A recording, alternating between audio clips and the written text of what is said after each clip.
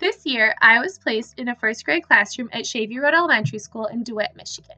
Here, I was fortunate enough to work with 26 wonderful students and had a passionate, hardworking mentor serving as a great role model. Prior to T405, I believe reading instruction was a daunting task.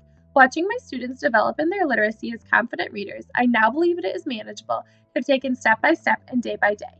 I know that I have plenty of resources, including texts, colleagues, and community members to ask for help if needed. Even more importantly, it can be accomplished because my students can and want to learn.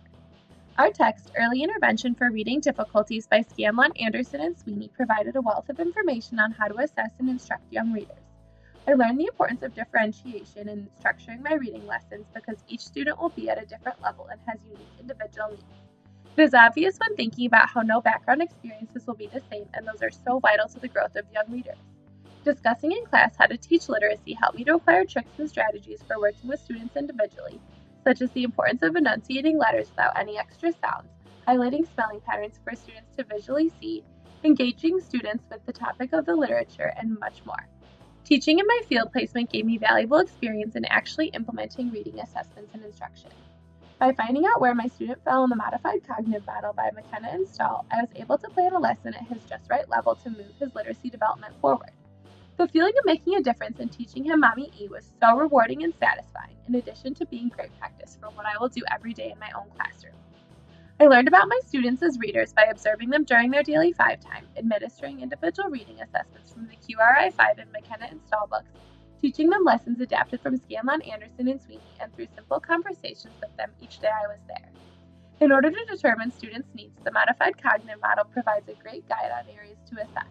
It begins with concepts about print and phonological awareness, connects sounds with symbols as it moves to decoding and sight word knowledge, and finally emphasizes fluency and context before reading comprehension can be achieved. Literacy is only one strand of 3, being equally as important as developing vocabulary and strategic knowledge, though it is often the first that must be taught so as to make text accessible to students. I did not expect all my students to be at the same level, as this would be unfair and inaccurate for many reasons. So much of reading is learned outside of the classroom walls, as background knowledge, exposure to books, listening to adult conversations, life experiences, and more all contribute to how a student will approach their literacy education. It is important to me as a teacher to have this understanding and acceptance of a diverse classroom and to respond to it accordingly. I learned a lot about my students as readers and practiced designing instruction to meet them on their individual levels. Creating and teaching lessons about Mommy E and beginning blends, for example, I had first assessed my students. Realizing that they needed to learn about long vowels and about how to blend letters, I used my textbooks to outline the concepts and strategies for a lesson. In teaching, a formative assessment allowed me to see whether or not the student had grasped the concept and instruction should proceed, or if reteaching and reinforcement was needed. This will be an everyday process and become more natural as I practice it with all the students in my own classroom.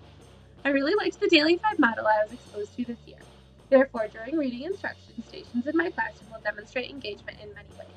Students may be working with the teacher, listening to reading with headphones, beside a partner or by themselves with a book, at their desk working on writing, or using manipulatives to work with words. Because students will be focused on their task, the noise level will be at a minimum. I haven't fully developed my teaching style yet, and it will likely evolve as I grow as an educator, but I can already picture and hear what I hope my engaged, excited, and productive classroom will be like.